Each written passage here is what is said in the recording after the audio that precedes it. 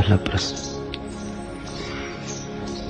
मुझे लगता है कि मेरा शरीर एक पिंजड़े या बोतल जैसा है जिसमें एक बड़ा शक्तिशाली सिंह कैद है और वह जन्मों जन्मों से सोया हुआ था, लेकिन आपके छेड़ने से वह जाग गया है।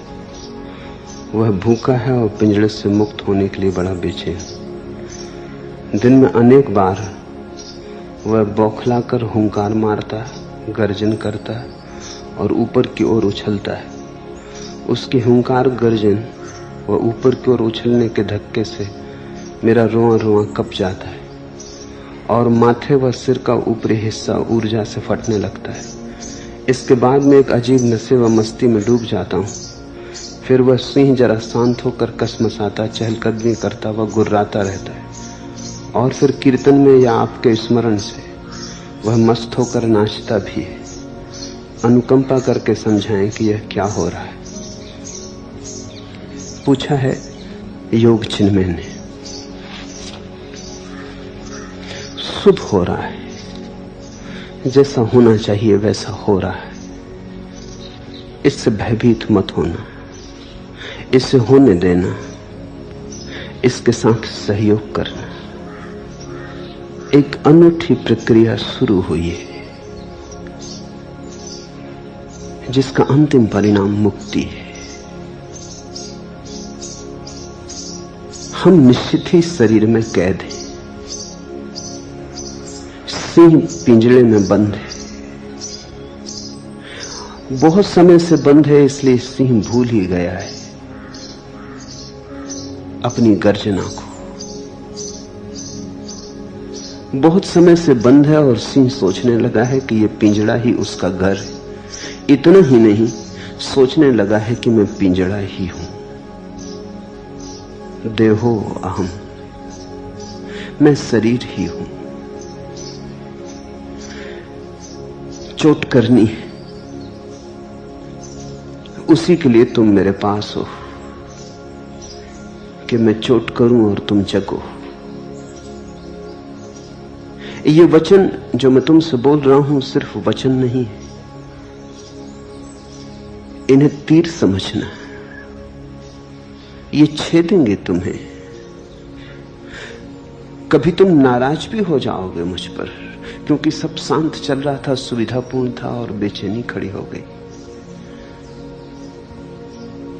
लेकिन जागने का और कोई उपाय नहीं, पीड़ा से गुजरना होगा।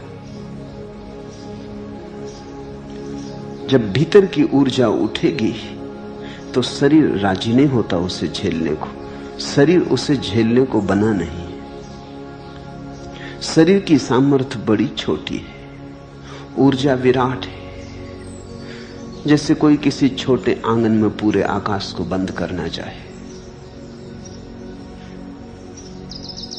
तो जब ऊर्जा जगेगी तो शरीर में कई उत्पात शुरू होंगे। सिर फटेगा। कभी कभी तो ऐसा होता है कि पूर्ण ज्ञान के बाद भी शरीर में उत्पात जारी रहते हैं। ज्ञान की घटना के पहले तो बिल्कुल स्वाभाविक है, क्योंकि शरीर राजी नहीं है। जैसे जिस बिजली के तार में 100 कैंडल की बिजली दौड़ाने की क्षमता हो, उसमें 1000 कैंडल की बिजली दौड़ा दो तो तार झंझना जाएगा, जल उठेगा। ऐसे ही जब तुम्हारे भीतर ऊर्जा जगेगी, जो सोई पड़ी थी, प्रकट होगी, तो तुम्हारा शरीर उसके लिए राजी नहीं है। शरीर तुम्हारा भिखमंगा होने के लिए राजी है, सम्राट होने को राजी नहीं है। शरीर की सीमा है, तुम्हारी कोई सीमा नहीं। झकझोरे लगेंगे, आंधियां उठेंगी। ज्ञान की घटना के पहले, समाधि के पहले तो ये झकझोरे बिल्कुल स्वाभाविक हैं। कभी कभी ऐसा भी होता है कि समाधि भी घट जाती और झकझोरे जारी रहते, आंधी जारी रहती, क्योंकि शरीर राजी नहीं हो पाता। कृष्णमूर्ति के मामले में ऐसा ही हुआ है। 40 साल से परम ज्ञान की उपलब्धि के बाद भी प्रक्रिया जारी है। शरीर झटके झेल नहीं पाता। कृष्णमूर्ति आधी रात में चिल्ला के, चीख के उठाते। गुर्राने लगते, वस्तुतः गुर्राने लगते। और सिर में 40 साल से दर्द बना हुआ है जो जाता नहीं, आता है जाता है लेकिन पूरी तरह जाता नहीं। दर्द कभी इतना प्रगाढ़ हो जाता है कि सिर फटने लगता है। कृष्णमूर्ति के पिछले 40 वर्ष शरीर की दृष्टि से बड़े कष्ट के रहे। ऐसा कभी कभी होता है, अक्सर तो समाधि के साथ साथ शरीर राजी हो जाता है, लेकिन कृष्णमूर्ति के साथ इसलिए नहीं हो पाया शांत, क्योंकि समाधि के लिए बड़ी चेष्टा की गई। थियोसॉफी के जिन विचारकों ने कृष्णमूर्ति को बड़ा किया, उन्होंने बड़ा प्रयास किया, समाधि को लाने के लिए बड़ी अथक चेष्टा की। उनकी आकांक्षा थी कि एक जगत गुरु को वो पैदा करे। जगत को जरूरत है कोई बुद्धावतार पैदा हो। कृष्णमूर्ति ने अगर अपनी ही चेष्टा से काम किया होता तो शायद उन्हें 1-2 जन्म और लग जाते, लेकिन तब ये अड़चन न होती। त्वरा के साथ काम किया गया, जो 2 जन्मों में होना चाहिए था वो शीघ्रता से घट गया। घट तो गया लेकिन शरीर राजी नहीं हो पाया, आकस्मिक घट गया। शरीर तैयार न था और घट गया। तो 40 वर्ष शारीरिक पीड़ा के रहे। आज भी कृष्णमूर्ति रात गुर्राते, नींद से उठाते, ऊर्जा सोने नहीं देती, चीखते हैं। ये थोड़ी हैरानी की बात मालूम होगी कि परम ज्ञान को व्यक्ति रात में चीखे, लेकिन पूरा गणित साफ है। जिस घटना को घटने में 2 जन्म कम से कम लगते, वो बड़ी शीघ्रता से घटा ली गई। उसके लिए शरीर तैयार नहीं हो पाया था, इसलिए प्रक्रिया अभी भी जारी है। घटना घट गई और तैयारी जारी है। घर पहुंच गए और शरीर पीछे रह गया है, वो अभी भी घसीट रहा है। आत्मा घर पहुंच गई, शरीर घर नहीं पहुंचा है। वो जो घसटन है वो जारी है, उससे दर्द है, पीड़ा है। इससे घबराना मत। ये समाधि के आने की पहली खबरें, ये समाधि के पहले चरण हैं। इन्हें सौभाग्य मानना, इनसे राजी हो जाना। इन्हें सौभाग्य मान के राजी हो जाओगे तो शीघ्र ये धीरे धीरे शांत हो जाएंगे। और जैसे जैसे शरीर इनके लिए राजी होने लगेगा, सहयोग करने लगेगा, वैसे वैसे शरीर की पात्रता और क्षमता बढ़ जाएगी। उस असीम को पुकारा है तो असीम बनना होगा। उस विराट को चुनौती दी है तो विराट बनना होगा। पुरानी बाइबल में बड़ी अनूठी कथा है जैकब की। जैकब ईश्वर की खोज करने में लगा है। उसने अपनी सारी संपत्ति बेच दी, अपने सारे परिजनों, अपनी पत्नी, अपने बच्चे, अपने नौकर, सबको अपने से दूर भेज दिया। वो एकांत नदी तट पर ईश्वर की प्रतीक्षा कर रहा है।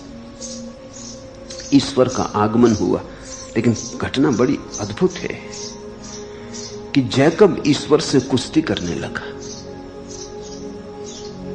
ईश्वर से कोई कुश्ती करता है, लेकिन जैकब ईश्वर से उलझने लगा। कहते हैं रात भर दोनों लड़ते रहे। सुबह होते होते, भोर होते होते जैकब हार पाया। जब ईश्वर उसे जाने लगा तो जैकब ने ईश्वर के पैर पकड़ लिए और कहा, मुझे आशीर्वाद तो दे दो। ईश्वर ने कहा, तेरा नाम क्या है? तो जैकब ने अपना नाम बताया, कहा मेरा नाम जैकब। ईश्वर ने कहा, आज से तू इज़राइल हुआ, जिस नाम से यहूदी जाने जाते। आज से तू इज़राइल, अब तू जैकब ना रहा, जैकब मर गया। जैसे मैं तुम्हारा नाम बदल देता हूं जब सन्यास देता हूं, पुराना गया। ईश्वर ने जैकब को कहा, जैकब मर गया, अब से तू इज़राइल है। यह कहानी पुरानी बाइबल में है। ऐसी कहानी कहीं भी नहीं कि कोई आदमी ईश्वर से लड़ा हो, लेकिन इस कहानी में बड़ी सच्चाई है। जब वो परम ऊर्जा उतरती है तो करीब करीब जो घटना घटती है वो लड़ाई जैसी ही है। और जब वो परम घटना घट जाती है और तुम ईश्वर से हार जाते हो और तुम्हारा शरीर पस्त हो जाता है और तुम हार स्वीकार कर लेते हो, तो तुम्हारी परम दीक्षा हुई। उसी घड़ी ईश्वर का आशीर्वाद बरसता है, तब तुम नए हुए, तभी तुमने पहली बार अमृत का स्वाद चखा। तो योग चिन्ह में करीब करीब वहां है जहां जैकब रहा होगा। रात कितनी बड़ी होगी कहना कठिन है, संघर्ष कितना होगा कहना कठिन है, कोई भविष्यवाणी नहीं की जा सकती, लेकिन सुबह संघर्ष। इस ऊर्जा को सहारा देना, ये जो सिंह भीतर मुक्त होना चाहता है, यही तुम हो। ये जो ऊर्जा उठना चाहती है सिर की तरफ, काम केंद्र से सहस्त्रार की तरफ जाना चाहती, राह बनाना चाहती, यही तुम हो। ये जन्मों जन्मों से कुंडली मार के पड़ी थी, अब ये फन उठाना शुरू कर रही है। सौभाग्यशाली हो, धन्यभागी हो। इसी से परम आशीर्वाद के करीब आओगे, तुम्हारा वास्तविक रूपांतरण होगा। कृष्णमूर्ति ने अपने नोटबुक में लिखा है कि जब भी ये सिर फटता है और रात में सो नहीं पाता और चीख पुकार उठती है और कोई मेरे भीतर गुर्राता है, उसके बाद ही बड़े अनूठे अनुभव घटते हैं। उसके बाद ही बड़ी शांति उतरती, चारों तरफ वरदान की वर्षा होती, सब तरफ कमल ही कमल खिल जाते। ठीक वैसा ही चिन्मय को होना शुरू हुआ। अच्छा है। इसके बाद में एक अजीब नशे और मस्ती में डूब जाता हूं, क्योंकि जब ऊर्जा अपना संघर्ष करके ऊपर उठेगी और शरीर थोड़ा सा राजी होगा तो एक नई मस्ती आएगी। विकास हुआ, तुम थोड़े ऊपर उठे, तुमने थोड़ा अतिक्रमण किया, तुम कारागृह के थोड़े से बाहर हुए, स्वतंत्र आकाश मिला, तुम प्रफुल्लित होगे, तुम नाचोगे, तुम मगन होके नाचोगे। फिर वह सिंह शांत होकर कसमसाता, चहलकदमी करता, गुर्राता रहता और कीर्तन में या आपके स्मरण से मस्त होकर नाचता भी है। वो सिंह नाचना ही चाहता है, शरीर में जगह नहीं है नाचने लायक। नाचने को स्थान तो चाहिए, शरीर में स्थान कहां है? शरीर के बाहर ही नृत्य हो सकता है। इसलिए अगर तुम ठीक से नाचोगे तो तुम पाओगे कि तुम शरीर नहीं रहे। नाच की आखिरी गरिमा में, आखिरी ऊंचाई पर तुम शरीर के बाहर हो जाते हो। शरीर फिरकता रहता, थिरकता रहता, लेकिन तुम बाहर होते हो, तुम भीतर नहीं होते। इसलिए तुम्हें ध्यान की प्रक्रियाओं में नृत्य को अनिवार्य रूप से जोड़ दिया हूं, क्योंकि नृत्य से अद्भुत ध्यान के लिए और कोई प्रक्रिया नहीं। अगर तुम भरपूर नाच लो, अगर तुम समग्र रूप से नाच लो, तो उस नाच में तुम्हारी आत्मा शरीर के बाहर हो जाएगी। शरीर थिरकता रहेगा, लेकिन तुम अनुभव करोगे कि तुम शरीर के बाहर हो, और तब तुम्हारा असली नृत्य शुरू होगा। यहां शरीर नीचे नाचता रहेगा, तुम वहां ऊपर नाचोगे। शरीर पृथ्वी पर, तुम आकाश पर। शरीर पार्थिव में, तुम अपार्थिव में। शरीर जड़ नृत्य करेगा, तुम चैतन्य का नृत्य करोगे, तुम नटराज हो जाओगे।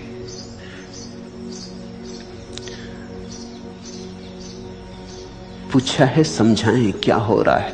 अनूठा हो रहा है, अद्भुत हो रहा है, अपूर्व हो रहा है। समझाने योग्य नहीं है जो हो रहा है, अनुभव करने योग्य है।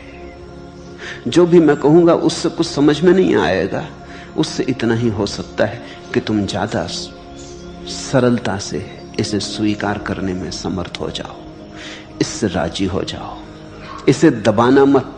स्वाभाविक मन होता है दबाने का कि ये क्या पागलपन है कि मैं सिंह की तरह गुर्रा रहा हूं। ये गर्जना कैसी, लोग पागल समझेंगे। तो स्वाभाविक मन होता है कि दबा लो इसे, छिपा लो इसे, मत किसी को पता चलने दो, कोई क्या कहेगा, फिक्र मत करना, कौन क्या कहता है इसकी फिक्र मत करना। लोग पागल कहें तो पागल हो जाना। पागल हुए बिना कभी कोई परमहंस हुआ है? तुम तो अपने भीतर पर ध्यान देना। अगर इससे आनंद आ रहा है, मस्ती आ रही, सुरा बरस रही, तो तुम फिक्र मत करना। इस संसार के पास कुछ भी नहीं है इतना मूल्यवान तुम्हें देने को, इसलिए इस संसार से कोई सौदा मत करना। इंच भर भी आत्मा मत बेचना अगर पूरे जगत का साम्राज्य भी बदले में मिलता हो। जीसस ने कहा है पूरा जगत भी मिल जाए और आत्मा खो जाए तो क्या सार। आत्मा बच जाए और सारा जगत भी खो जाए तो भी सार ही सार है। हिम्मत रखना, साहस रखना, भरोसे से, श्रद्धा से बढ़े जाना। जल्दी ही धीरे धीरे करके शरीर राजी हो जाएगा। तब गर्जना भी खो जाएगी, तब नृत्य ही रह जाएगा।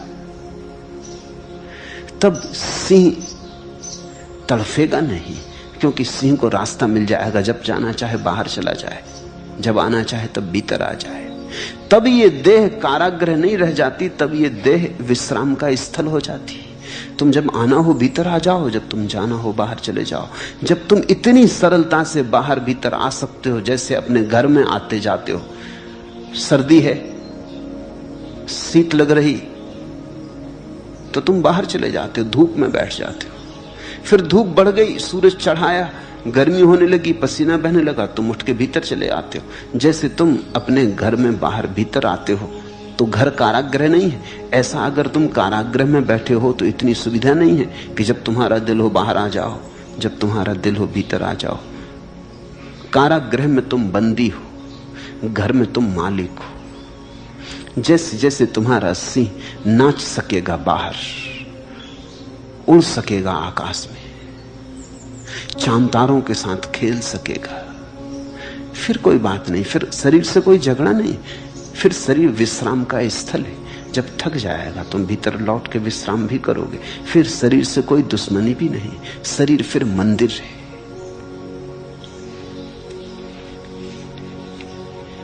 दूसरा प्रश्न,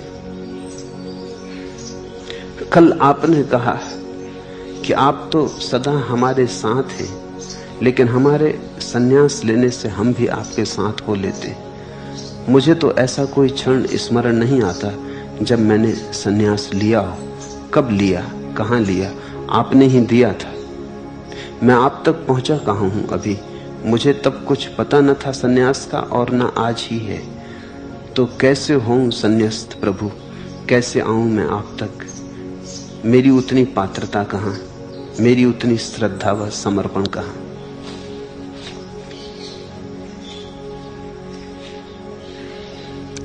ऐसा भी बहुत बार हुआ है कि मैंने सन्यास उनको भी दिया है जिन्हें सन्यास का कोई भी पता नहीं। उन्हें भी सन्यास दिया है जो सन्यास लेने आए नहीं थे।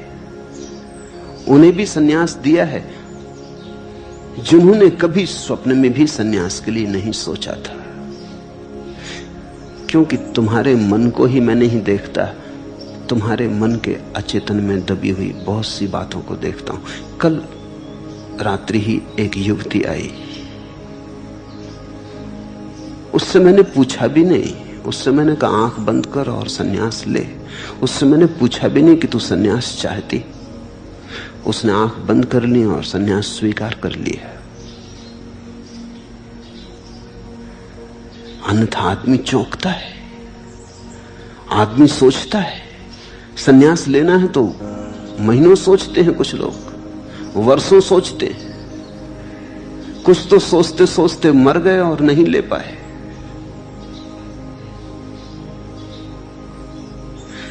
उसने चुपचाप स्वीकार कर लिया। उसे चेतन रूप से कुछ भी पता नहीं। लेकिन हम नए थोड़ी हैं, हम अति प्राचीन हैं। वो युवती बहुत जन्मों से खोजती रही, ध्यान की उसके पास संपदा है। उस संपदा को देख के ही मैंने कहा कि तू डूब, आंख बंद कर। उससे मैंने कहा तुझसे मैं पूछूंगा नहीं कि तुझे संन्यास लेना या नहीं, पूछने की कोई जरूरत नहीं। ऐसा ही मैंने दयाल को भी संन्यास दिया था। दयाल का ये प्रश्न है, दयाल से पूछा नहीं, दयाल को पता भी नहीं तुम्हें अपना ही पता कहां है, तुम कहां से आते हो पता नहीं, क्या क्या संचित संपदा लाते हो पता नहीं, क्या क्या तुमने किया है अनेक अनेक जन्मों में उसका तुम्हें पता नहीं, क्या क्या तुमने खोज लिया था, क्या क्या अधूरा रह गया है उसका तुम्हें कुछ पता नहीं। हर बार मौत आती है और तुमने जो किया था सब चौपट कर जाती है। तुम में से बहुत ऐसे हैं जो बहुत बार संन्यास्त हो चुके, हर बार मौत आके चौपट कर गई और तुम्हारी इतनी स्मृति नहीं है कि तुम याद कर लो। ऐसा ही समझो कि तुम एक काम कर रहे थे, तुम एक चित्र बना रहे थे, अधूरा बना पाए थे कि मौत आ गई। बस मौत आ गई तो तुम भूल गए, फिर तुम जन्मे। फिर अगर तुम्हें वो अधूरी चित्र की सूचना भी मिल जाए, वो अधूरा चित्र भी तुम्हारे सामने लाके रख दिया जाए, तो भी तुम्हें याद नहीं आता, क्योंकि तुमने तो सोचा ही नहीं इस जन्म में कि मैं और चित्रकार।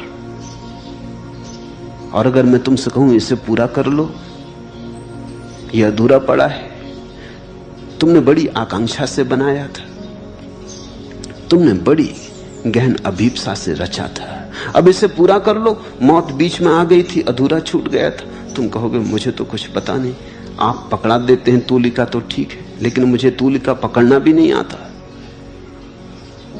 आप रख देते हैं ये रंग तो ठीक है, रंग दूंगा, लेकिन मुझे कुछ पता नहीं कि चित्र कैसे बनाए जाते हैं। फिर भी मैं तुमसे कहता हूं शुरू करो, शुरू करने से ही याद आ जाएगी। चलो पकड़ो तूलिका हाथ में, याद आ जाए शायद। ऐसा हुआ दूसरे महायुद्ध में, एक सैनिक गिरा चोट खाकर, उसकी स्मृति खो गई गिरते ही।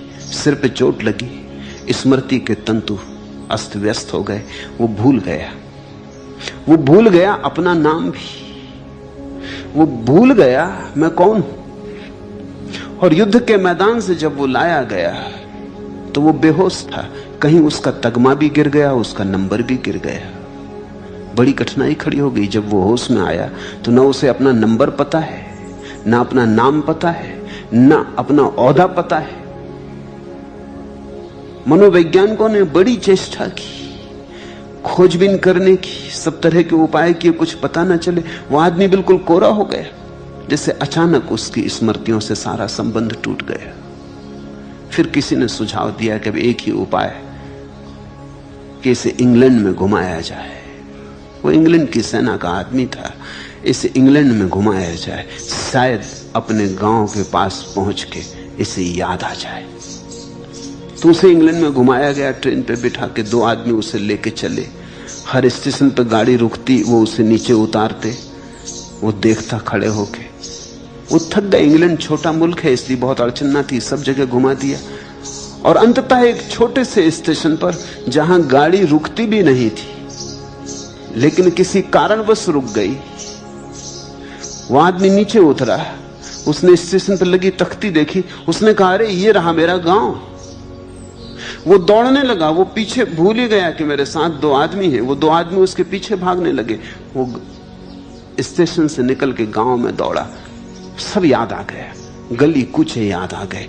उसने किसी से पूछा भी नहीं, गली कूचों को पार करके वो अपने घर के सामने पहुंच गया। उसने कहा अरे ये रहा मेरा घर, ये रहा मेरा नाम, ये मेरी तख्ती भी लगी।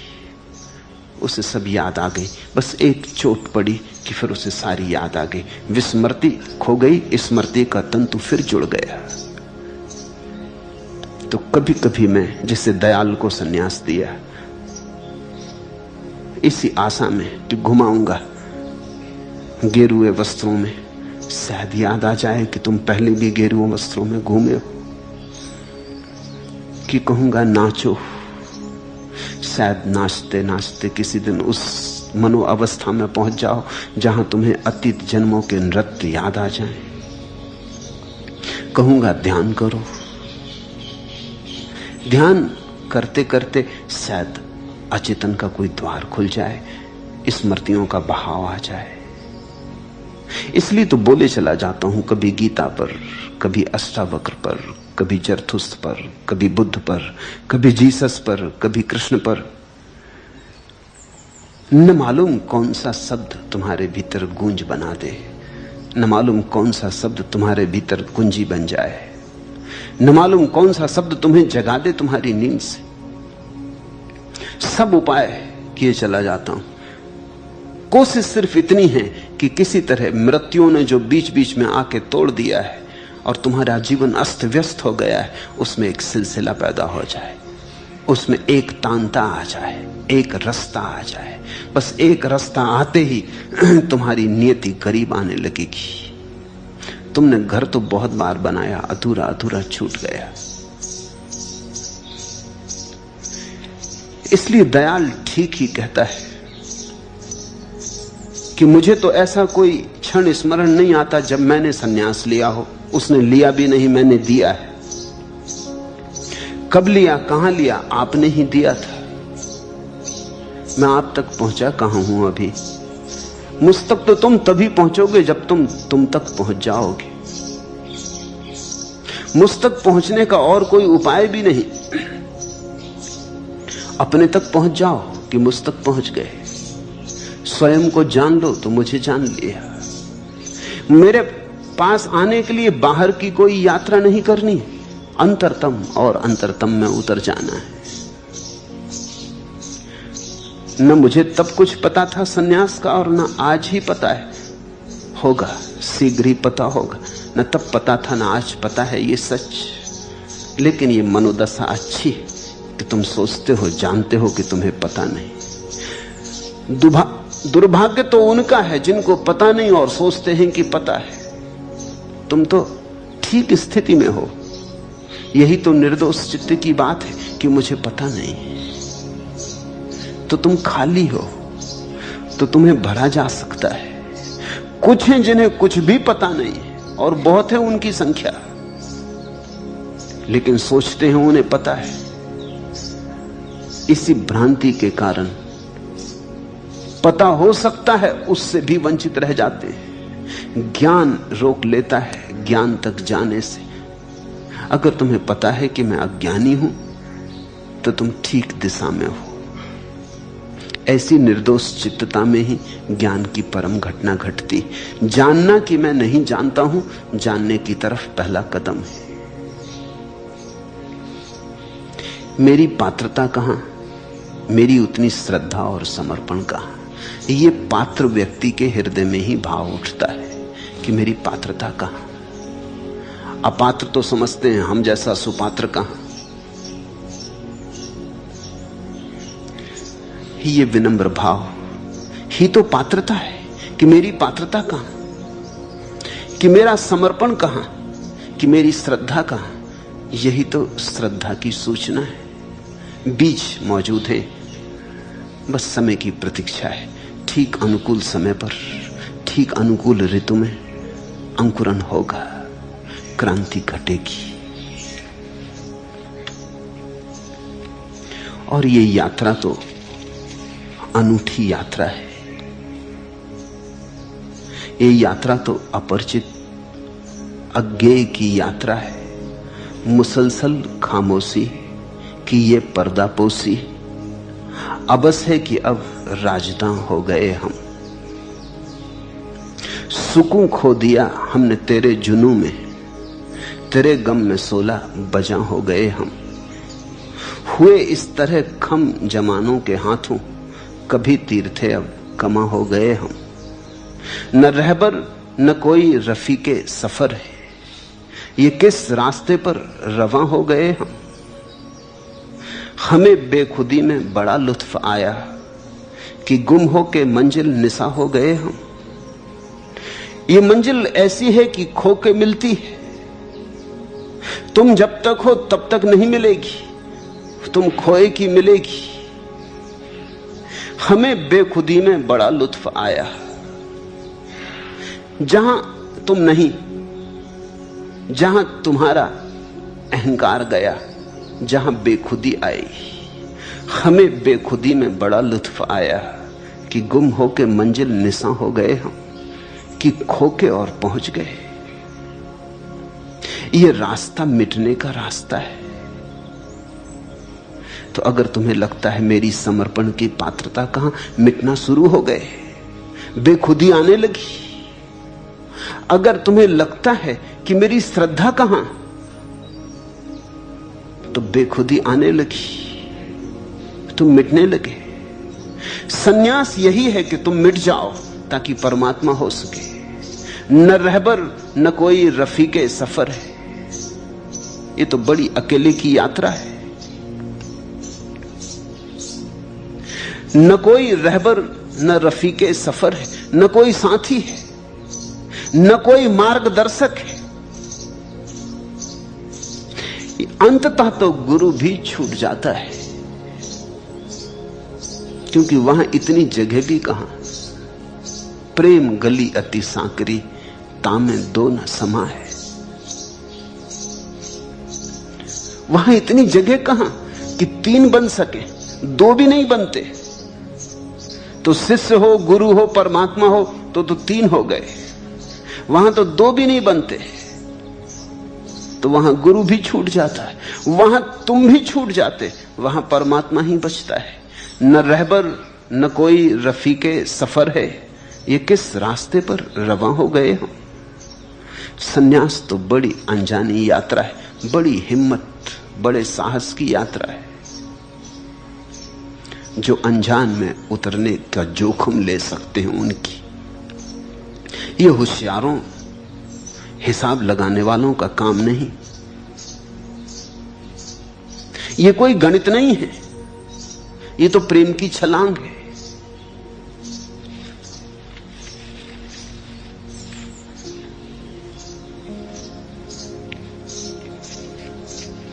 तीसरा प्रश्न, आपने कहा कि तू अभी यहीं इसी क्षण मुक्त है, लेकिन मैं इस मैं से कैसे मुक्त हूं?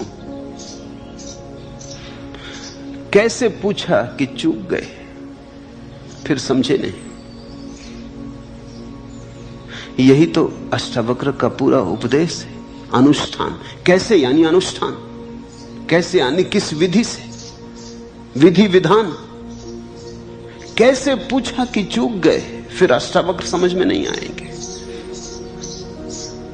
फिर तुम पतंजलि के दरवाजे पर खटखटाओ, फिर वो बताएंगे कैसे।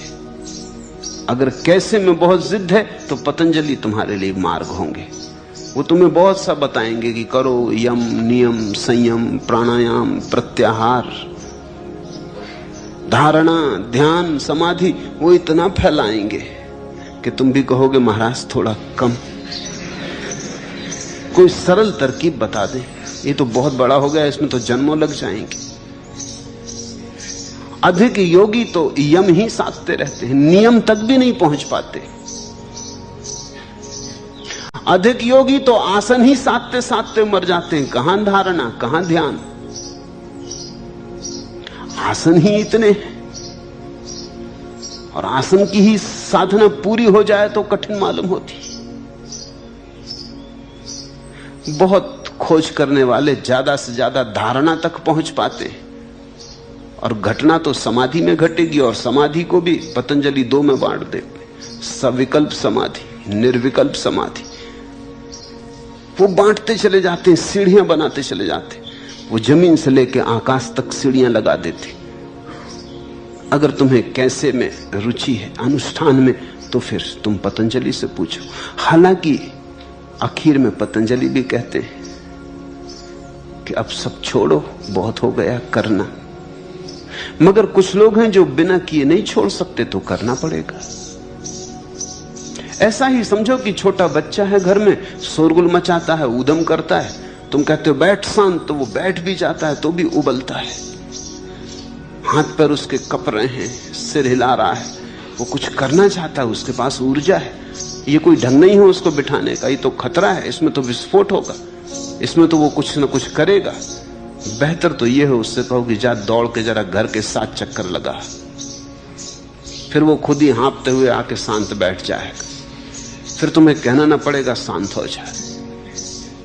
उसी कुर्सी पे शांत होकर बैठ जाएगा जिस पे पहले शांत नहीं बैठ पाता था। पतंजलि उनके लिए हैं जो सीधे शांत नहीं हो सकते। वो कहते हैं 7 चक्कर लगाओ, दौड़ धूप कर लो, काफी, शरीर को आड़ा तिरछा करो, शीर्षासन करो, ऐसा करो वैसा करो, कर करके आखिर एक दिन तुम पूछते हो कि महाराज अब करने से थक गए। वो कहते हैं ये अगर तुम पहले ही कह देते तो हम भी बचते, तुम भी बचते। अब तुम शांत होकर बैठ जाओ। आदमी करना चाहता है क्योंकि बिना किए तुम्हारे तर्क में नहीं बैठता कि बिना किए कुछ हो सकता है। अष्टावक्र तुम्हारे तर्क के बाहर है। अष्टावक्र तो कहते हैं तुम मुक्त हो। तुम फिर गलत समझे, तुम कहते हो तू अभी मुक्त, यही मुक्त, लेकिन मैं इस मैं से कैसे मुक्त हूं। अष्टावक्र ये कहते हैं ये कैसे की बात ही तब है जब कोई मान ले कि मैं अमुक्त हूं। तो तुमने एक बात तो मान ही ली पहले ही कि मैं बंधन में हूं, अब कैसे मुक्त हूं। अष्टावक्र कहते हैं बंधन नहीं है, भ्रांति है बंधन की। तुम फिर कहोगे इस भ्रांति से कैसे मुक्त हो, तो भी तुम्हें समझ में ना आया, क्योंकि भ्रांति का अर्थ ही होता है कि नहीं है। मुक्त क्या होना है? देखते ही जागते ही मुक्त हो। अगर तरकीबों में पड़े तो बड़ी मुश्किल में पड़ोगे। हर तरकीब खोटी पड़ गई, आखिर जिंदगी छोटी पड़ गई। ऐसे अगर तरकीबों में पड़े तो तुम पाओगे एक जिंदगी क्या अनेक जिंदगियां छोटी हैं, तरकीबें बहुत हैं। कितने कितने जन्मों से तो तरकीबें साधते रहे। करने पे तुम्हारा भरोसा है क्योंकि करने से अहंकार बढ़ता है। पतंजलि कह रहे हैं कुछ करो मत, करने वाला परमात्मा है। जो हो रहा है, तुम उसमें सम्मिलित हो जाओ। तुम इतना भी मत पूछो कि इस मैं से कैसे मुक्त हूं। अगर ये मैं हो रहा है तो होने तो तुम हो कौन जो इससे मुक्त होने की चेष्टा करो। तुम इसे भी स्वीकार कर लेते हो कि ठीक है, अगर ये हो रहा है तो यही हो रहा है। तुमने तो बनाया नहीं, याद है तुमने कब बनाया है इसे? तुमने तो ढाला नहीं, तुम तो इसे लाए नहीं। तो जिसे तुम नहीं लाए उससे तुम छूट कैसे सकोगे? जो तुमने ढाला नहीं उसे तुम मिटाओगे कैसे? तुम कहते हो क्या कर सकते हैं, 2 आंखें मिली, 1 नाक मिली, ऐसा ये अहंकार भी मिला, ये सब मिला है, अपने हाथ में कुछ भी नहीं। तो जो है ठीक है, मैं भी सही, ये भी ठीक है। इसमें रंज मात्र भी शिकायत ना रखो। उस बेशिकायत की भाव दशा में, उस परम स्वीकार में तुम अचानक पाओगे गया मैं। क्योंकि मैं बनता ही कर्ता से है। जब तुम कुछ करते हो तो मैं बनता है। अब तुम एक नई बात पूछ रहे हो कि मैं को कैसे मिटाऊं, तो ये मिटाने वाला मैं बन जाएगा, कहीं बच ना पाओगे तुम। इसलिए तो विनम्र आदमी का भी अहंकार होता है, और कभी कभी अहंकारी आदमी से ज्यादा बड़ा होता है। तुमने देखा विनम्र आदमी का अहंकार, वो कहता है मैं आपके पैर की धूल, मगर उसकी आंख में देखना वो क्या कह रहा है। अगर तुम कहो कि आप बिल्कुल ठीक कह रहे हैं, हमको तो पहले से पता था कि आप पैर की धूल हैं, तो झगड़ने को खड़ा हो जाएगा। वो ये कह नहीं रहा है कि आप भी इसको मान लो, वो तो ये कह रहा है कि आप कहो कि आप जैसा विनम्र आदमी, दर्शन हो गए, बड़ी कृपा। वो ये कह रहा है कि आप खंडन करो कि आप और पैर की धूल, आप तो स्वर्ण शिखर है, आप तो मंदिर के कलश है। जैसे जैसे तुम कहोगे ऊंचा, वो कहेगा कि नहीं मैं बिल्कुल पैर की धूल।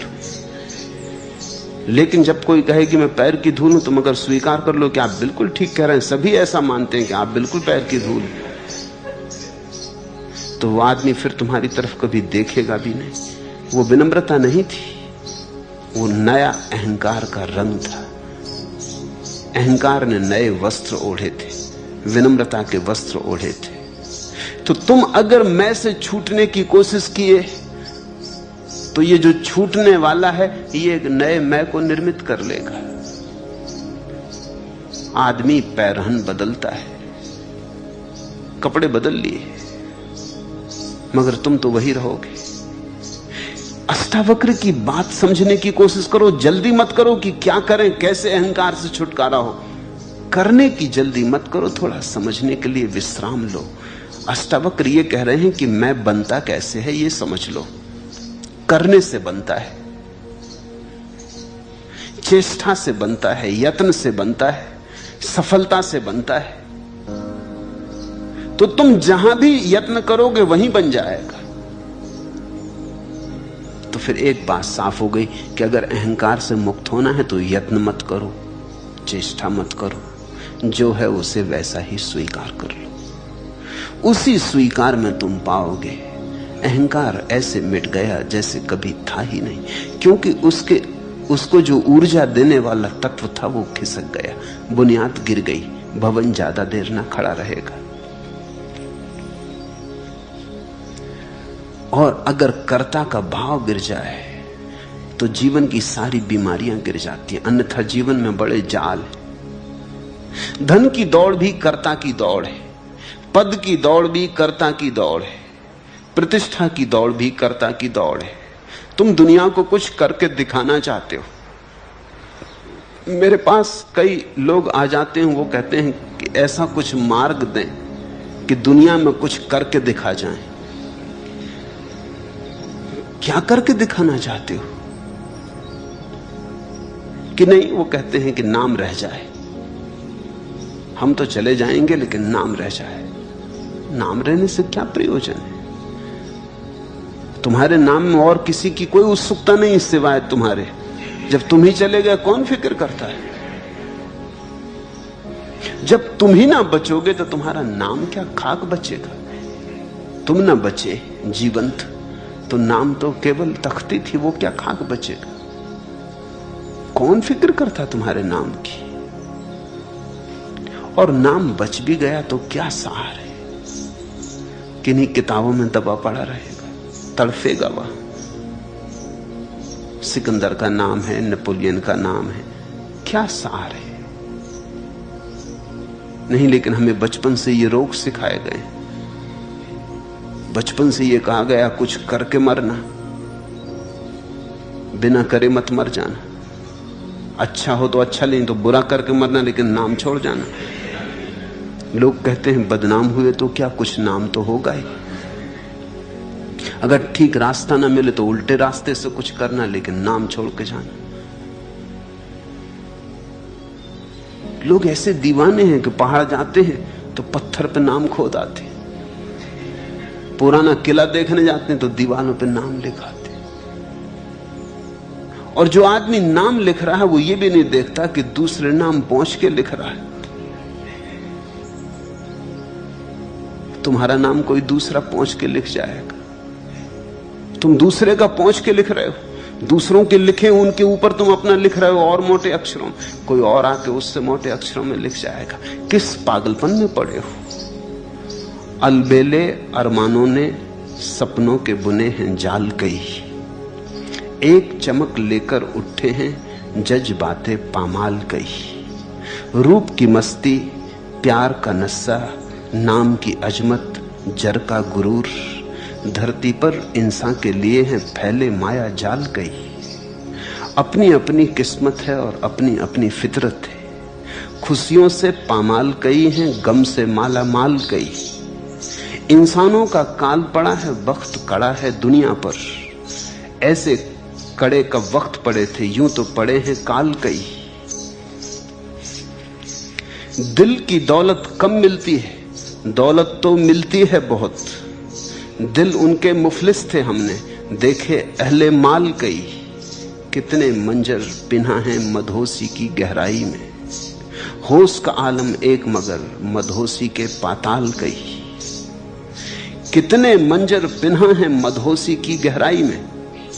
ये जो हमारी मूर्छा है, इसमें कितने दृश्य छिपे हैं, दृश्य के बाद दृश्य, पर्दे के पीछे पर्दे, कहानियों के पीछे कहानियां। ये जो हमारी मूर्छा है, इसमें कितने पाताल छिपे, धन के, पद के, प्रतिष्ठा के, सपनों के जाल बिछे।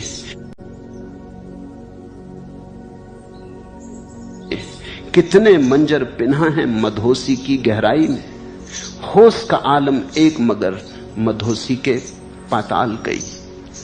लेकिन जो होश में आ गया है उसका आलम एक है, उसका स्वभाव एक है, उसका स्वरूप एक है, उसका स्वाद एक है। बुद्ध ने कहा है जैसे चखो सागर को कहीं भी तो खारा है, ऐसा ही तुम मुझे चखो तो मैं सभी जगह से होशपूर्ण।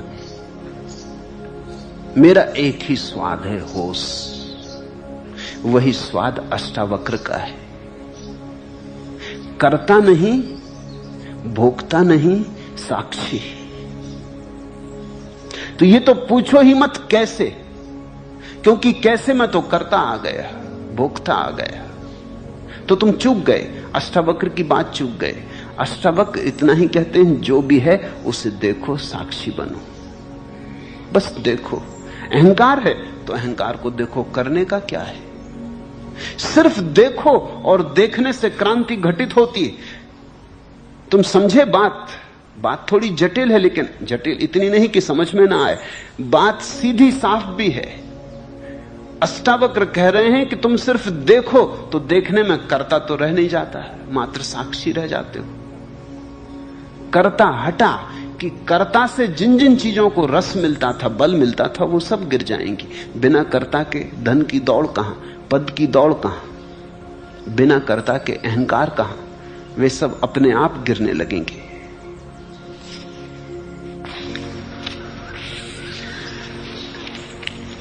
एक बात साध लो, साक्षी, शेष कुछ भी करने को नहीं, शेष सब अपने से हो जाएगा। शेष सदा होता ही रहा है, तुम नाहा के बीच बीच में खड़े हो जाते। मैंने सुना है एक हाथी एक पुल पर से गुजरता था, हाथी का वजन पुल कपने लगा, एक मक्खी उसकी सूंड पे बैठी थी। जब दोनों उस पार हो गए तो मक्खी ने कहा, बेटा हमने पुल को बिल्कुल हिला दिया। हाथी ने कहा, देवी मुझे तेरा पता ही ना था जब तक तू बोली न थी कि तू भी है।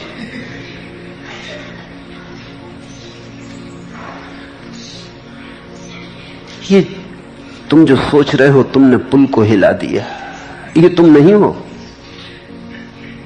ये जीवन ऊर्जा है।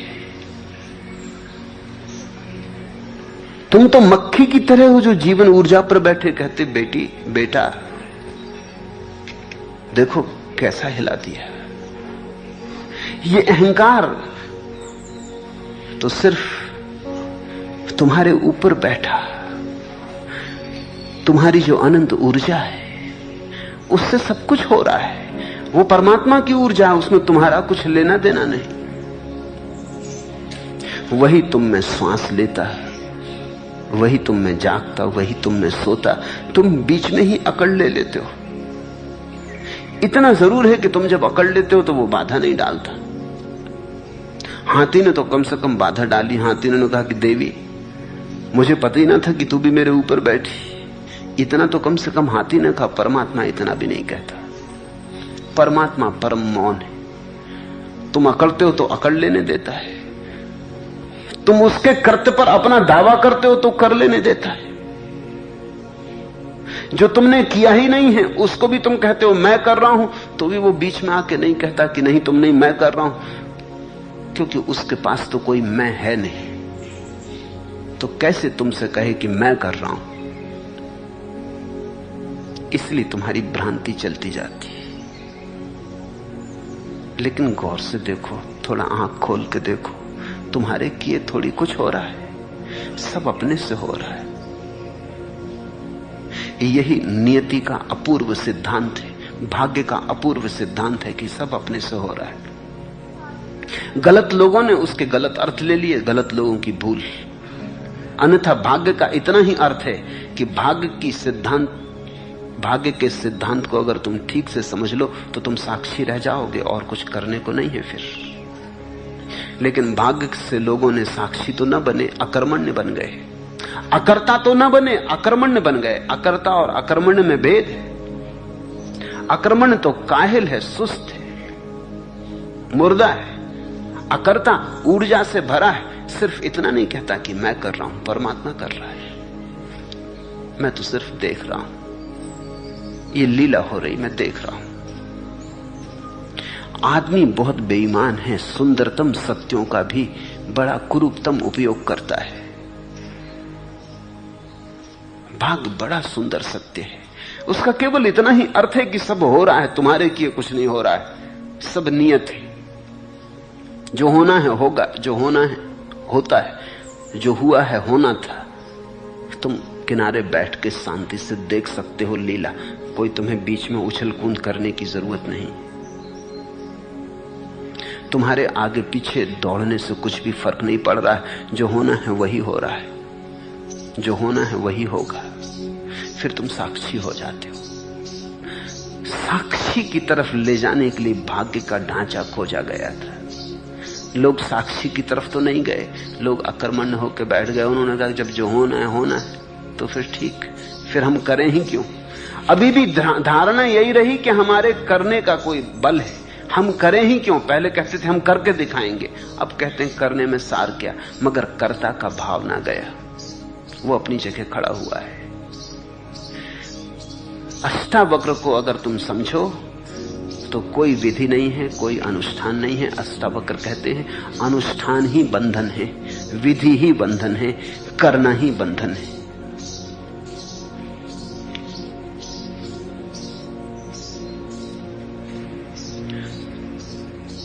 पांचवा प्रश्न, आपकी अनुकंपा से आकाश देख पाता हूं, प्रकाश के अनुभव भी होते हैं और भीतर के बहाव के साथ भी एक हो पाता हूं। लेकिन जब काम वासना पकड़ती है तब उसमें भी उतना ही डूबना चाहता हूं जितना ध्यान में। कृपया बताएं यह मेरी कैसी स्थिति। पहली बात, काम वासना के भी साक्षी बनो, उसके भी नियंता मत बनो, उसको भी जबरदस्ती नियंत्रण में लाने की चेष्टा मत करो, उसके भी साक्षी रहो। जैसे और सब चीजों के साक्षी हो वैसे ही काम वासना के भी साक्षी रहो। कठिन है क्योंकि सदियों से तुम्हें सिखाया गया कि काम वासना पाप है।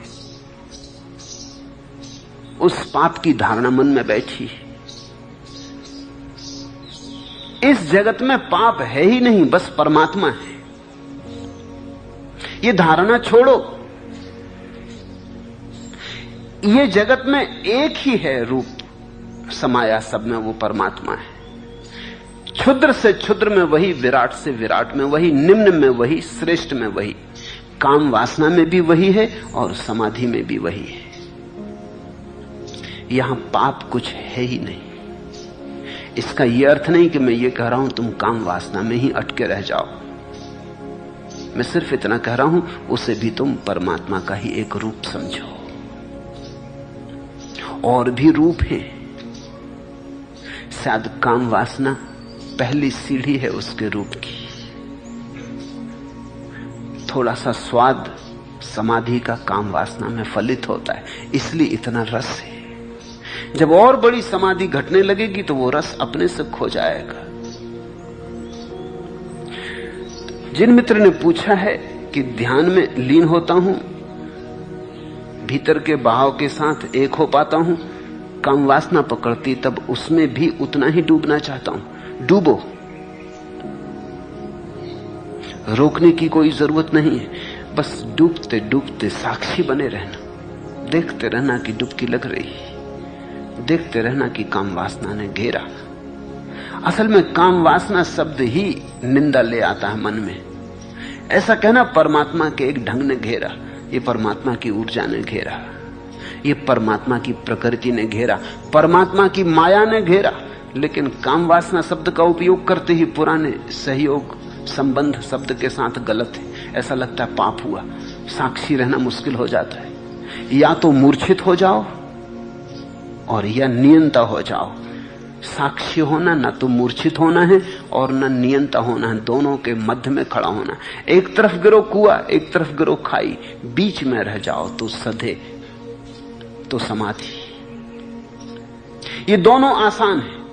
काम वासना में मूर्छित हो जाना बिल्कुल आसान है, बिल्कुल भूल जाना कि क्या हो रहा है, नशे में हो जाना आसान है। काम वासना को नियंत्रण कर लेना, जबरदस्ती रोक लेना, संभाल लेना, वो भी आसान है। मगर दोनों में ही तुम चूक रहे हो। व्यभिचारी भी चूक रहा है, ब्रह्मचारी भी चूक रहा है। वास्तविक ब्रह्मचर्य तो तब घटित होता है जब तुम दोनों के मध्य में खड़े हो, जब तुम सिर्फ देख रहे हो। तब तुम पाओगे कि काम वासना भी शरीर में ही उठी और शरीर में ही गूंजी, मन में थोड़ी छाया पड़ी और विदा हो गई। तुम तो दूर खड़े रहे। तुम में कैसी काम वासना, तुम में वासना हो ही कैसे सकती है? तुम तो दृष्टा मात्र हो।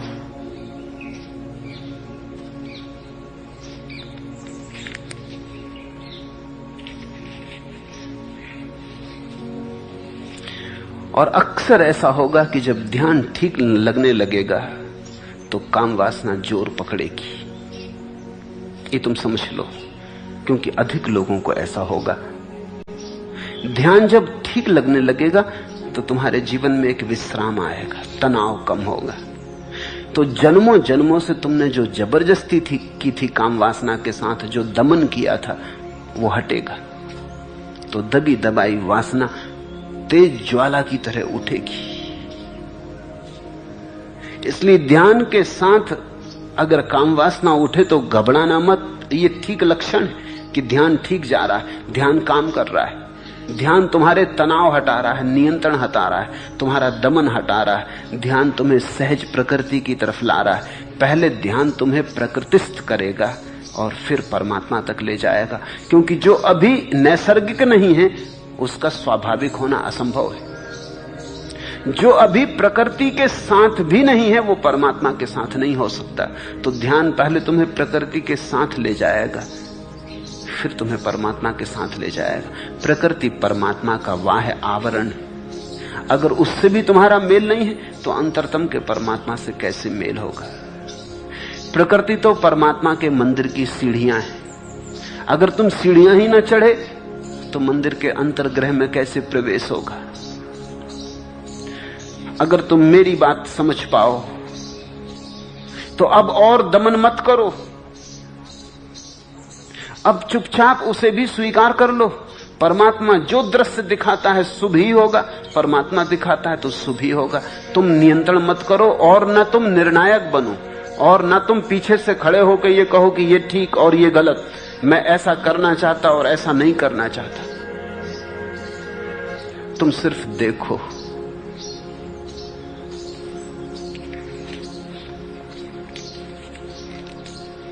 उम्र ढलती जा रही, समाए अरमा भी पिघलती जा रही, रफ्ता रफ्ता आग बुझती जा रही, शौक रमते जा रहे हैं, सैल थमते जा रहे हैं, राग थमता जा रहा है, खामोशी का रंग जमता जा रहा है, आग बुझती जा रही।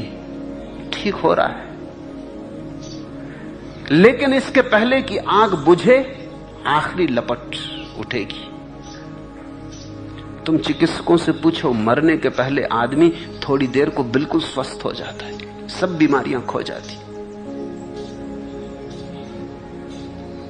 जो मुर्दे की तरह बिस्तर पे पड़ा था उठ के बैठ जाता है, आंख खोल देता है, ताजा मालूम पड़ता है। मरने के थोड़ी देर पहले सब बीमारियां खो जाती, क्योंकि जीवन आखिरी छलांग लेता है, ऊर्जा जीवन की फिर से उठती है।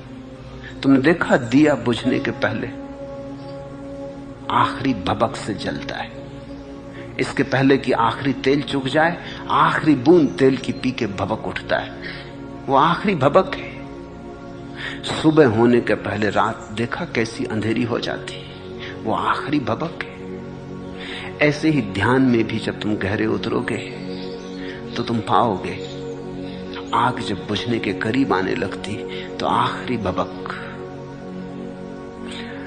काम ऊर्जा भी उठेगी। उम्र ढलती जा रही है, समाए अरमा भी पिघलती जा रही है, कामना का दिया पिघल रहा, उम्र ढल रही, रफ्ता रफ्ता आग बुझती जा रही, शौक रमते जा रहे, सैल थमते जा रहे, प्रवाह रुक रहा जीवन का, राग थमता जा रहा है, खामोशी का रंग जमता जा रहा है, ध्यान का रंग जम रहा है, मौन का रंग जम रहा है, खामोशी का रंग जमता जा रहा है, आग बुझती जा रही।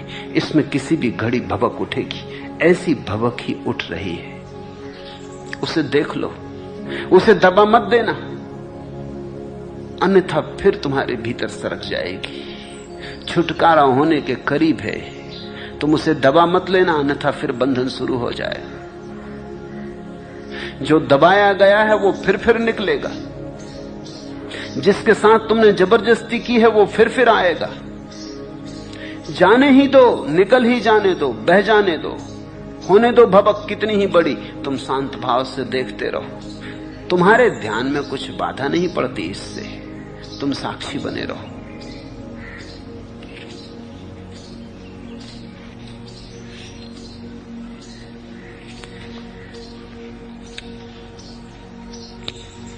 छठवां प्रश्न, आपने कहा कि किसी भी बंधन में मत पड़ो, शांत और सुखी हो जाओ।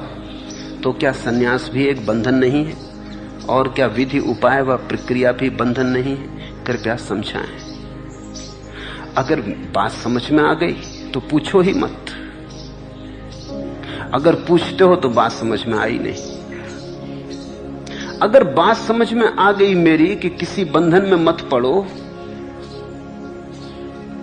शांत और सुखी हो जाओ, तो समझते से ही तुम सुखी और शांत हो जाओगे।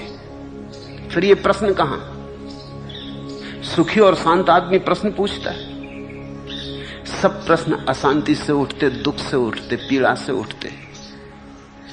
अगर तुम अभी भी प्रश्न पूछ रहे हो तो तुम शांत अभी भी हुए नहीं, सन्यास की जरूरत पड़ेगी। अगर शांत तुम हो जाओ तो क्या जरूरत सन्यास की? सन्यास हो गया। लेकिन अपने को धोखा मत दे लेना, सन्यास लेने की हिम्मत ना हो, अष्टावक्र का सहारा मत ले लेना। हां, अगर शांत हो गए हो तो कोई सन्यास की जरूरत नहीं। शांति की खोज में ही तो आदमी सन्यास लेता है। अगर तुम सुखी हो गए, समझते ही सुखी हो गए, अगर जनक जैसे पात्र हो तो बात खत्म हो गई। मगर तब ये प्रश्न ना उठता। जनक ने प्रश्न नहीं पूछा, जनक ने कहा, अहो प्रभु, तो मैं मुक्त हूं। आश्चर्य कि अब तक कैसे माया मोह में पड़ा रहा। तुम अगर जनक जैसे पात्र होते तो तुम कहते, धन्य, तो मैं मुक्त हूं, तो अब तक कैसे माया मोह में पड़ा रहा। तुम ये प्रश्न पूछते ही नहीं। मामला ऐसा है कि सन्यास लेने की कामना मन में, हिम्मत नहीं है। अष्टावक्र को सुनकर तुमने सोचा ये अच्छा हुआ कि सन्यास में बंधन है, कोई पढ़ने की जरूरत नहीं। और दूसरे बंधन छोड़ोगे कि सिर्फ सन्यास का ही बंधन छोड़ोगे? और सन्यासी तुम अभी हो ही नहीं तो उसे छोड़ने का कोई उपाय नहीं जो तुम्हारे पास ही नहीं। और बंधन क्या क्या छोड़ोगे? पत्नी छोड़ोगे, घर छोड़ोगे, धन छोड़ोगे, पद छोड़ोगे, मन छोड़ोगे, कर्ता छोड़ोगे, अहंकार भाव छोड़ोगे, और क्या क्या छोड़ोगे जो तुम्हारे पास है। निश्चित जो तुम्हारे पास है वही तुम छोड़ सकते हो। ये तो सन्यासियों को पूछने दो जो सन्यासी हो गए। तुम तो अभी सन्यासी हुए नहीं। ये तो सन्यासी पूछे कि क्या आप छोड़ दें सन्यास, तो समझ में आता है उसके पास सन्यास है, तुम्हारे पास है ही नहीं। जो तुम्हारे पास नहीं उसे तुम छोड़ोगे कैसे? जो तुम्हारे पास है वही पूछो। गृहस्थी छोड़ दें ये पूछो।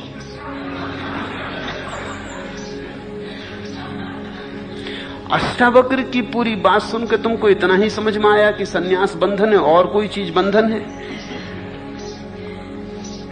आदमी चालाक है, मन बेईमान है। मन बड़े हिसाब में रहता है, वो देखता अपने मतलब की बात निकाल लो। चलो तो बहुत ही अच्छा हुआ, झंझट से बचे। डरे डरे लेने की सोच रहे थे, ये अष्टावक्र अच्छे मिल गए रास्ते पर। उन्होंने खूब समझा दिया, ठीक समझा दिया। अब कभी भूल के सन्यास न लेंगे। अष्टावक्र से कुछ और सीखोगे। लोग मेरे पास आ जाते, वो कहते हैं अब ध्यान छोड़ दें, क्योंकि अष्टावक्र कहते हैं ध्यान में बंधन है। धन छोड़ोगे, पद छोड़ोगे, सिर्फ ध्यान, और ध्यान अभी लगा ही नहीं, छोड़ोगे खा। ध्यान होता और तुम कहते छोड़ दें, तो मैं कहता छोड़ दो। मगर जिसका ध्यान लग गया वो कहेगा ही नहीं छोड़ने की बात, वो छोड़ने पकड़ने के बाहर गया।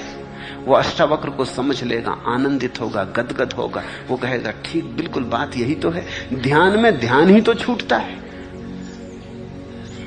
संन्यास में बंधन ही तो छूटते हैं। संन्यास कोई बंधन नहीं, ये तो केवल और सारे बंधनों को छोड़ने का एक उपाय है। अंततः तो ये भी छूट जाएगा। ऐसा ही समझो कि पैर में कांटा लगा तो तुम दूसरा कांटा उठा के पहले कांटे को निकाल लेते हो। दूसरा कांटा भी कांटा है, लेकिन पहले कांटे को निकालने के काम आ जाता। फिर तो तुम दोनों फेंक देते हो। फिर दूसरे कांटे को संभाल के थोड़ी रखते कि इसने बड़ी कृपा की कि पहले कांटे को निकाल दिया। फिर ऐसा थोड़ी करते कि पहला कांटा जहां लगा था वहां दूसरा लगा लो, ये बड़ा प्रिय। संन्यास तो कांटा है, संसार का कांटा लगा है, उसे निकालने का एक उपाय है। अगर तुम बिना कांटे के निकाल सको, बड़ा शुभ। अष्टावक्र की बात समझ में आ जाए तो इससे शुभ और क्या हो सकता है। फिर किसी संन्यास की कोई जरूरत नहीं।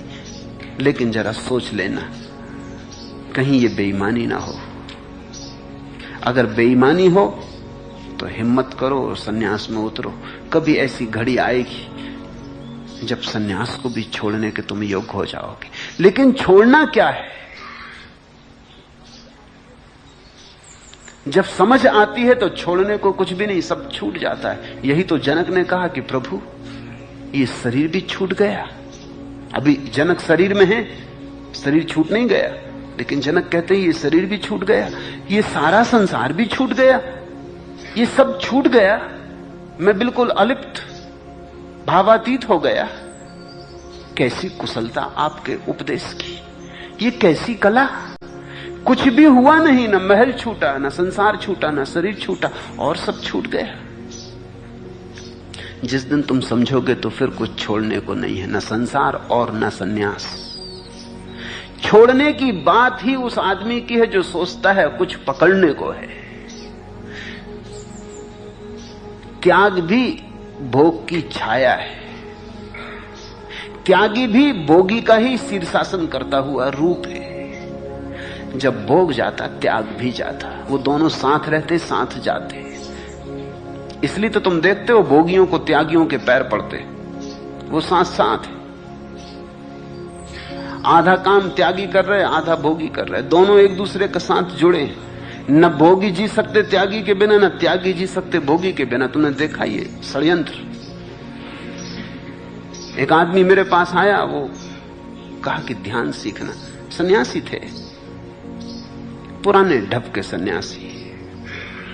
तो मैंने कहा कि ठीक है, कल सुबह ध्यान में आ जाओ। उन्होंने कहा वो तो जरा मुश्किल है। मैंने कहा क्यों, इसमें क्या मुश्किल है?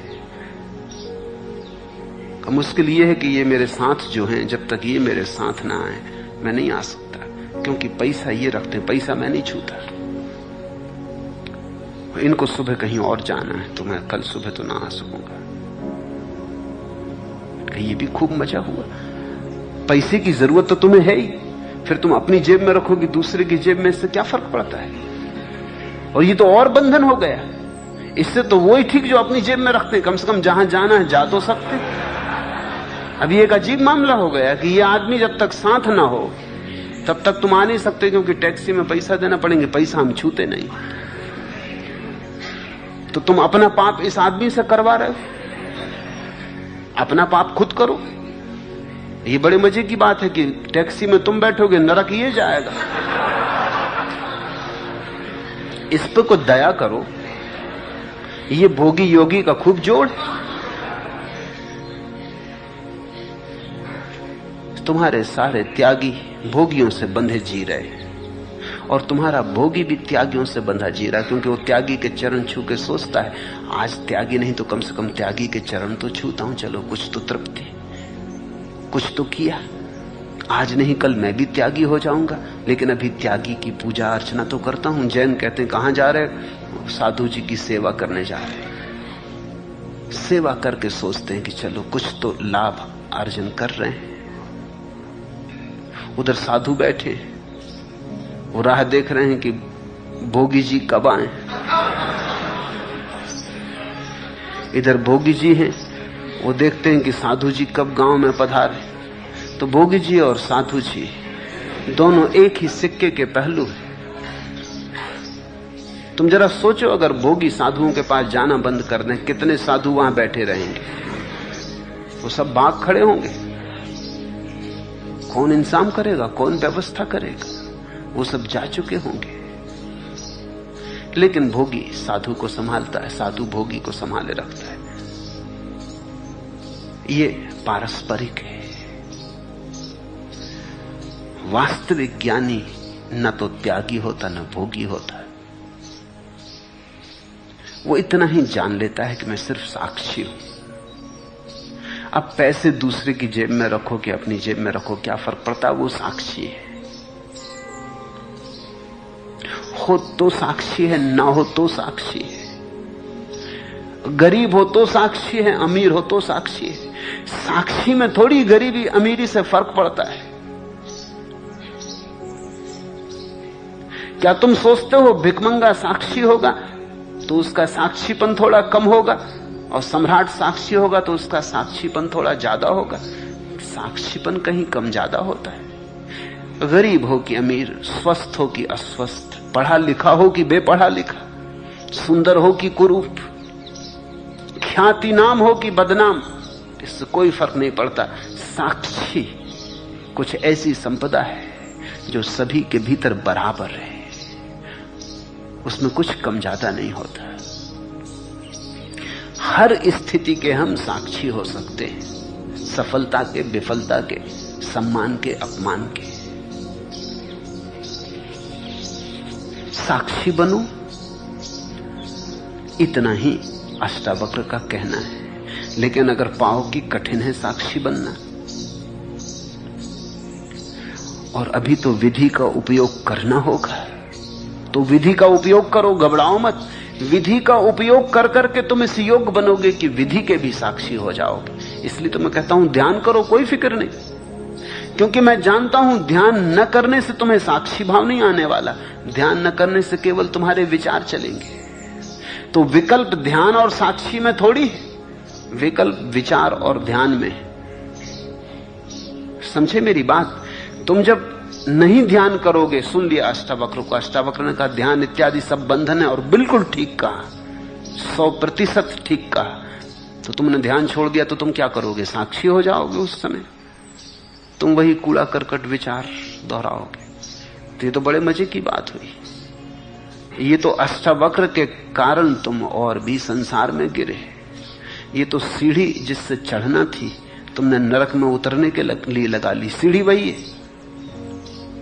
मैं तुमसे कहता हूं ध्यान करो, क्योंकि अभी तुम्हारे सामने विकल्प ध्यान और विचार इसका है। अभी साक्षी का तो तुम्हारे सामने विकल्प नहीं है। हां, जब ध्यान कर करके विचार समाप्त हो जाएगा तब एक नया विकल्प आएगा कि अब चुनना है साक्षी या ध्यान। तब साक्षी चुनना और ध्यान को भी छोड़ देना। अभी अगर तुमने तय किया कि सन्यास नहीं लेना है तो तुम संसारी रहोगे। अभी विकल्प सन्यास और संसार में।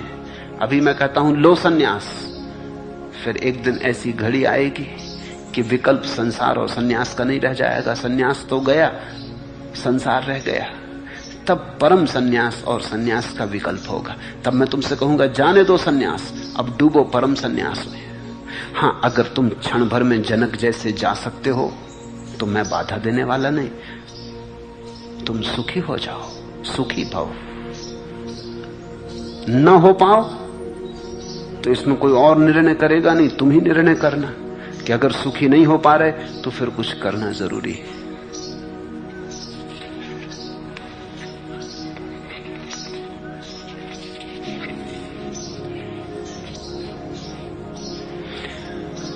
सत्य भी तुम असत्य कर ले सकते हो, और फूल भी तुम्हारे लिए कांटे बन सकते हैं। तुम पे निर्भर है। उजियारे में नैन मूंद कर भाग नहीं, मेरे भोले मन डगरें सब अनजानी है। पथ में मिलते सूल सिला, भीनी भीनी गंध देखकर सुमनों का विश्वास न कर। तुम जरा ख्याल करना, जाग के कदम उठाना, क्योंकि तुम जो कदम उठाओगे वो कहीं भीनी भीनी गंध को देखकर ही मत उठा लेना। पथ में मिलते सूल सिखा, सूल सिला, भीनी भीनी गंध देखकर सुमनों का विश्वास न कर। वो जो तुम्हें भीनी गंध मिलती है, ख्याल कर लेना वो कहीं तुम्हारी आरोपित ही ना हो, वो कहीं तुम्हारा लोभ ही ना हो, वो तुम्हारा कहीं भय ही ना हो, वो कहीं तुम्हारी कमजोरी ही ना हो जो तुम आरोपित कर लेते हो। और उस भीनी गंध में तुम भटक मत जाना। बड़ा सुगम है कुछ ना करना। सुन के ऐसा लगता है, लेकिन जब करने चलोगे कुछ न करना, तो इससे ज्यादा कठिन और कोई बात नहीं। सुन के तो साक्षी की बात कितनी सरल लगती कि कुछ नहीं करना, सिर्फ देखना है। जब करने चलोगे तब पाओगे अरे ये तो बड़ी दुस्तर है। ऐसा करना कि अपनी घड़ी को लेके बैठ जाना। सेकंड का कांटा 1 मिनट में चक्कर लगा लेता है। तुम उस सेकंड के कांटे पर नजर रखना और कोशिश करना कि मैं साक्षी हूं इस सेकंड के कांटे का और साक्षी रहूंगा। तुम पाओगे 2-4 सेकंड चले गया साक्षी, कोई दूसरा विचार आ गया, भूल ही गए। फिर झटका लगेगा कि अरे ये कांटा तो आगे सरक गया। फिर 2-4 सेकंड साक्षी रहे, फिर भूल गए। 1 मिनट पूरे होने में तुम 2-4-10 डुबकियां खाओगे। 1 मिनट भी साक्षी नहीं रह सकते हो, तो अभी साक्षी का तो सवाल ही नहीं। अभी तो तुम विचार और ध्यान में चुनो, फिर धीरे धीरे ध्यान और साक्षी में चुनाव करना संभव हो जाएगा।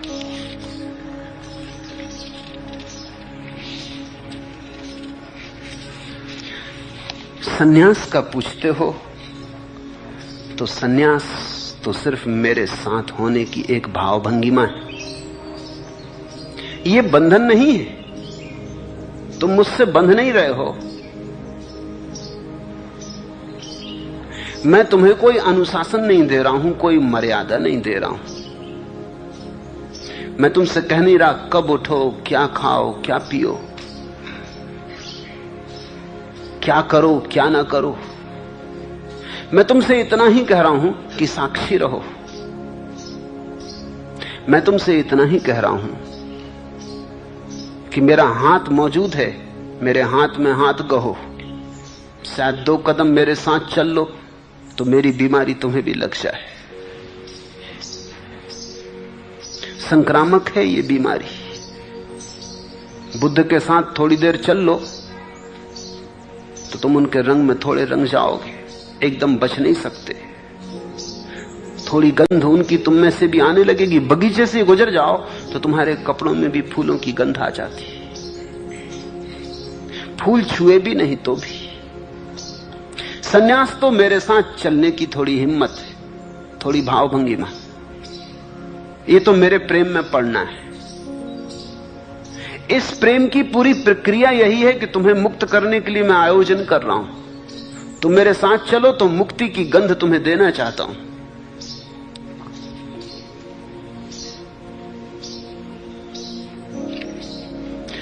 सांस का पुतला हूं मैं, जरा से बंधा हूं और मरण को दे दिया गया हूं। पर एक जो प्यार है ना, उसी के द्वारा जीवन मुक्त में किया गया हूं। काल की दुर्वह गदा को एक कौतुक भरा बाल क्षण तौलता है। हो क्या तुम? सांस का पुतला हूं मैं, जरा से बंधा हूं और मरण को दे दिया गया हूं। जन्म और मृत्यु, बस यही तो हो तुम। सांस आई और गई, इसके बीच की थोड़ी सी कथा है, थोड़ा सा नाटक है। इसमें अगर कुछ भी है जो तुम्हें पार ले जा सकता है मृत्यु के और जन्म के, पर एक जो प्यार है ना, उसी के द्वारा जीवन मुक्त में किया गया हूं। अगर जन्म और मरण के बीच प्यार घट जाए, सन्यास तो मेरे साथ प्रेम में पड़ना है, इससे ज्यादा कुछ भी नहीं। बस इतना ही, इतनी ही परिभाषा। अगर तुम मेरे साथ प्रेम में हो और थोड़ी दूर चलने को राजी हो, तो वो थोड़ी दूर चलना तुम्हें बहुत दूर ले जाने वाला सिद्ध होगा। और बाकी तो सब ऊपर की बातें हैं कि तुमने कपड़े बदल लिए, कि माला डाल ली। वो तो केवल तुम में साहस जगे और तुम्हें आत्मस्मरण रहे इसलिए। वो तो केवल बाहर की शुरुआत है, फिर भीतर बहुत कुछ घटता है। तुम जिनको देख रहे हो गैरिक वस्त्रों में रंगे हुए, उनके सिर्फ गैरिक वस्त्र ही मत देखना, थोड़े उनके हृदय में झांकना, तो तुम वहां पाओगे प्रेम की एक नई धारा का आविर्भाव हो रहा है। पर एक जो प्यार है ना, उसी के द्वारा जीवन मुक्त में किया गया हूं।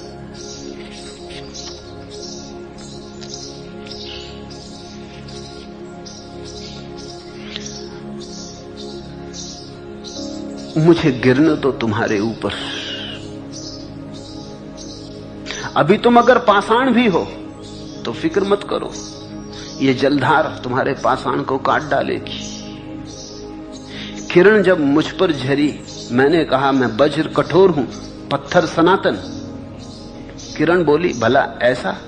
तुम्ही को खोजती थी मैं, तुम्ही से मंदिर गढ़ूंगी, तुम्हारे अंतःकरण से तेज की प्रतिमा उकेरूंगी। स्तब्ध मुझको किरण ने अनुराग से दुलरा लिया। किरण जब मुझ पर झरी, मैंने कहा मैं वज्र कठोर हूं, पत्थर सनातन। तुम भी यही मुझसे कहते हो कि नहीं, आप हमें बदल ना पाएंगे, कि हम पत्थर हैं बहुत प्राचीन, कि न बदलने की हमने कसम खा ली। लेकिन मैं तुमसे कहता हूं, किरण बोली, भला ऐसा? तुम्ही को तो खोजती थी मैं, तुम्ही से मंदिर गढ़ूंगी, तुम्हारे अंतःकरण से तेज की प्रतिमा उकेरूंगी। स्तब्ध मुझको किरण ने अनुराग से दुलरा लिया। ये गैरिक वस्तु तो केवल मेरे प्रेम की सूचना है, तुम्हारे प्रेम की मेरे तरफ, मेरे प्रेम की तुम्हारी तरफ। ये तो एक गठबंधन है।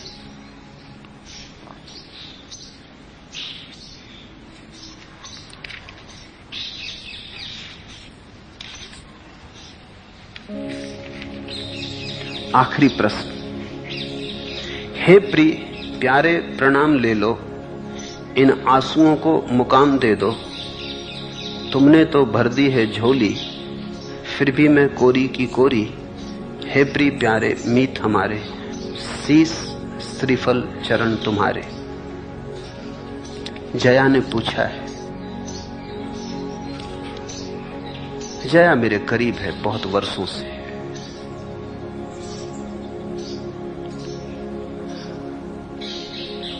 ठीक मीरा जैसा हृदय है उसके पास,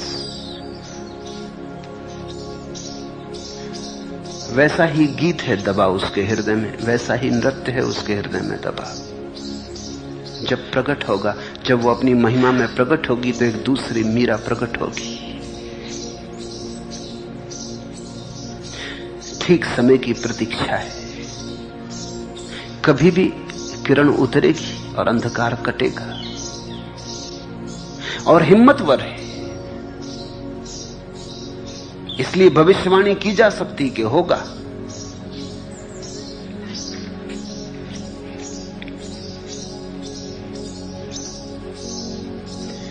किंतु नहीं क्या यही धुंध है सदावर्त, जिसमें निरंतर तुम्हारी करुणा बटती रहती है दिनयाम। कभी झांक जाने वाली छाया ही अंतिम भाषा संभव नाम। करुणाधाम बीज मंत्र यह, सार सूत्र यह, गहराई का एक यही परिमाण। हमारा यही प्रणाम, धुंध ढकी कितनी गहरी वापिका तुम्हारी, लघु अंजलि हमारी। प्रभु के सामने तो हमारे हाथ सदा छोटे ही पड़ जाते हैं। हमारी अंजलि छोटी है। धुंध ढकी कितनी गहरी वापिका तुम्हारी, लघु अंजलि हमारी। जिनके हृदय में भी प्रेम है, उन्हें सदा ही लगेगा हमारी अंजलि बड़ी छोटी। पूछा है जया ने, हे प्रिय प्यारे प्रणाम ले लो, इन आंसुओं को मुकाम दे दो। तुमने तो भर दी है झोली, फिर भी मैं कोरी की कोरी। ये कुछ ऐसा भराव है कि इसमें आदमी और शून्य होता चला जाता। ये शून्य का ही भराव है, ये शून्य से ही भराव है। तुम्हें कोरे करने का ही मेरा प्रयास है। अगर तुम कोरे हो गए तो मैं सफल हो गया, अगर तुम भरे रह गए तो मैं असफल हो गया। तुम जब बिल्कुल कोरे हो जाओगे और तुम्हारे भीतर कुछ भी न रह जाएगी, कोई रेखा, कोई शब्द, कोई कूड़ा कचरा, तुम्हारी उस शून्यता में ही परमात्मा प्रकट होगा।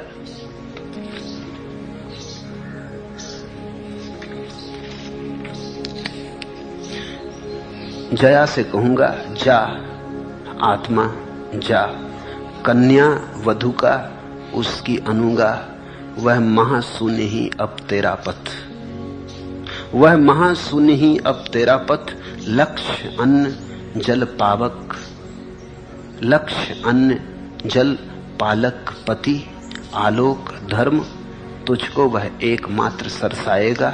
ओ आत्मारी तू गई वरी, ओ संप्रक्ता ओ परिणीता, महाशून्य के साथ भावने तेरी रची गई, महाशून्य के साथ भावरें तेरी रची गई। ये रिक्त होना, ये कोरा होता जाना, महाशून्य के साथ भावरों का रच जाना है। नाचते उस शून्य के महाभाव को प्रकट करते, गुनगुनाते मस्त खोते जाना है। होते जाने का एक ही उपाय है, खोते जाना है। यहां तुम पूरे शून्य हुए कि वहां परमात्मा पूरी तरह उतरा, तुम ही बाधा हो, इसलिए घबराओ मत। कोरे हो गए तो सब हो गया। महाराष्ट्र में कथा है कि एक नाथ ने निवृत्तिनाथ को पत्र लिखा, कोरा कागज, कुछ लिखा नहीं। निवृत्तिनाथ ने बड़े गौर से पढ़ा, कोरा कागज, पढ़ने को वहां कुछ था भी नहीं। खूब खूब पढ़ा, बार बार पढ़ा, फिर पढ़ा। पास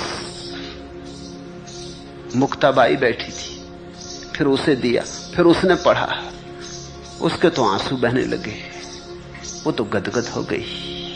और लोग मौजूद थे, वो कहने लगे ये बड़ा पागलपन हुआ। पहले तो एक नाथ पागल कि कोरा कागज भेजा, चिट्ठी कुछ लिखा तो हो। फिर ये निवृत्तिनाथ पागल कि पढ़ रहा है, एक बार ही नहीं बार बार पढ़ रहा है। फिर हद मजा कि ये मुक्ताबाई, ये गदगद होके आंसू बहने लगे।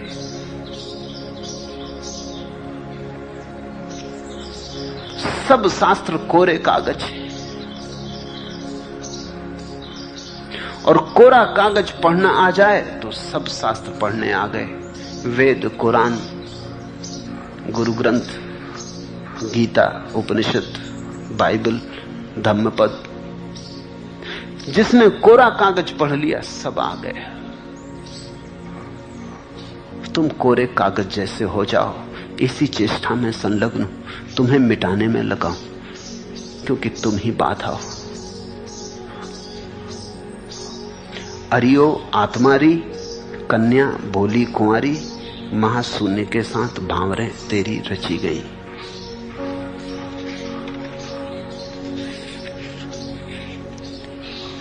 हरिओम तत्सत। आज इतना है।